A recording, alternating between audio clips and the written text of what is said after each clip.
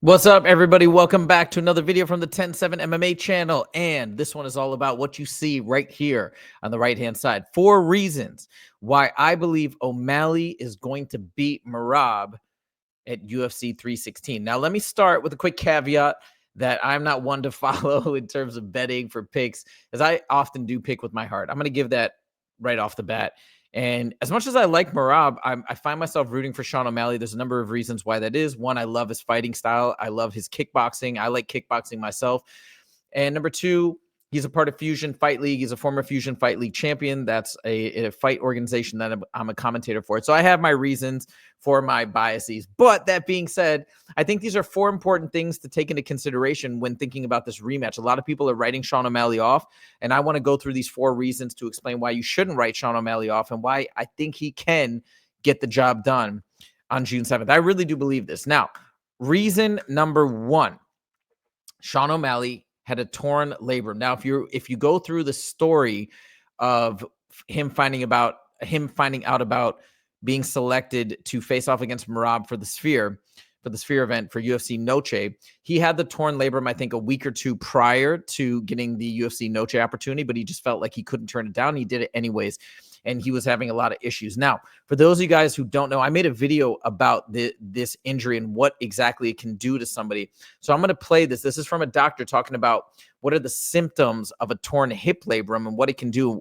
And then after you hear this, I'm going to once again touch upon why I think it was so impactful for Sean during UFC Noche and why I think it's going to look so different. He's going to look so different this time around. Check this out.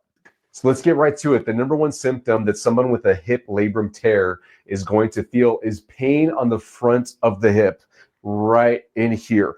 That's when it hurts. That's where people will get a hip labrum tear pain, right where the leg folds on the body, where the leg meets the body, and you have a fold right there when you bend your hip.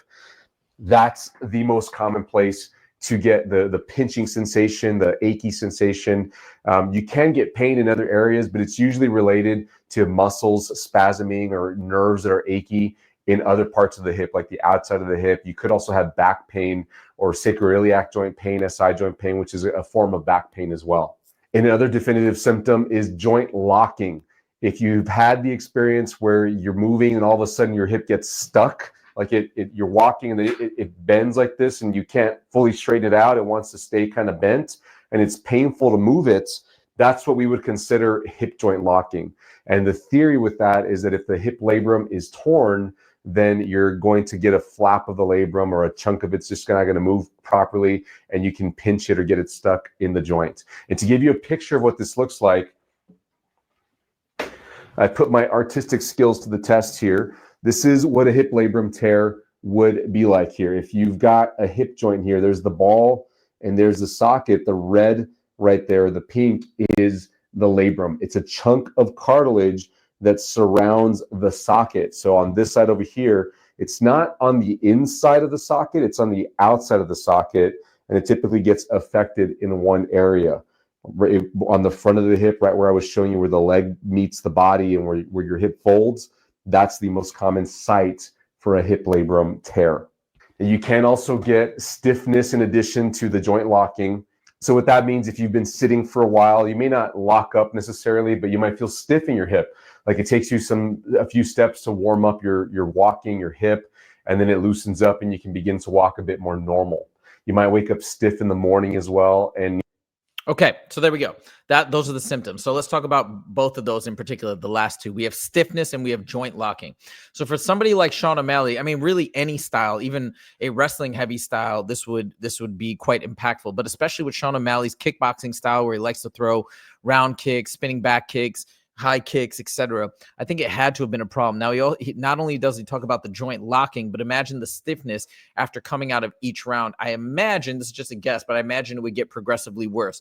So this is a bit of speculation because he's never exactly came out and said to what extent the torn labrum affected him. But from listening to this doctor and other doctors and trying to speculate, I can imagine it could have been a pretty significant impact based on Sean O'Malley's kickboxing heavy style. All right. So reason number 2, the broken toe.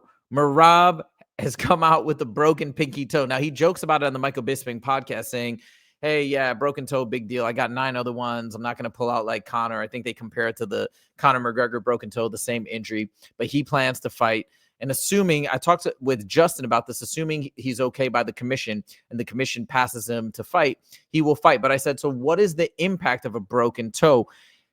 And this is something where I wanted to hear a fighter's perspective on a broken toe. Justin has had a similar experience with something called turf toe, and he explains that this is from our show, so you can hear Justin's explanation. So there's another reason why I think Sean O'Malley is going to have a significant advantage at UFC 316. Check this out.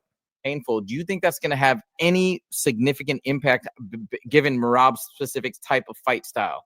Yeah, absolutely, man. Can you imagine? Like, I remember when I was in college and I played 1 year of college football and I got turf toe. All right, that's not a break. I mean, when you talk about turf toe, you think, oh, that's kind of a sissy injury.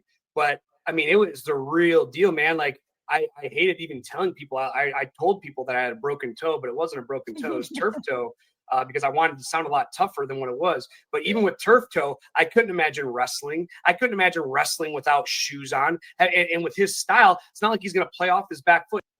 So there you go. Specifically in regards to his style, Justin does feel that this is going to be pretty impactful and this is going to be problematic. It's kind of interesting. In the last fight, we had Sean O'Malley with an injury, and who knows? He may have another injury. We don't know, right? A lot of times nobody's going to disclose anything ahead of the fight except for Merab on his Instagram with that picture. But now Merab, it seems like, is coming in with some sort of an injury. So we have something where hopefully Sean has improved upon, and now it looks like Merab may be in worse condition than last time. At least that's what it seems like. We shall see how that plays out. Okay, painful. Moving on. Point number 3. Okay, Merab is fighting somebody who he's already beaten. So the question is, does he have the same motivation? Now, normally we'd just be saying maybe he doesn't have the same motivation, or maybe he's a different breed. Maybe he has more motivation. Who knows? Well, Merab answers that question right here on the Michael Bisping podcast. You may be surprised by his answer, but he is very honest and very candid. Listen to what he has to say.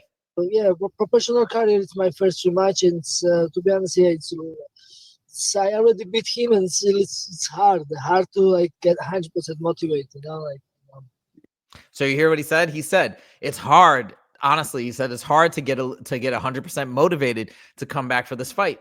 I wonder how that's going to impact the outcome, right? I'm sure that Sean O'Malley is super motivated, is super gung-ho, right, to get his title back, and this is massive for him, whereas Merab is admitting, unless he's trolling, but he's admitting that he doesn't have that same motivation. Okay, yeah, the final point that we're going to go to is this new arena. Now, you might say, well, what's who cares about the new arena? They always fight in different arenas. How is that going to be impactful? Well, this was also from Michael Bisping's podcast. They talk about the Sphere, I should say.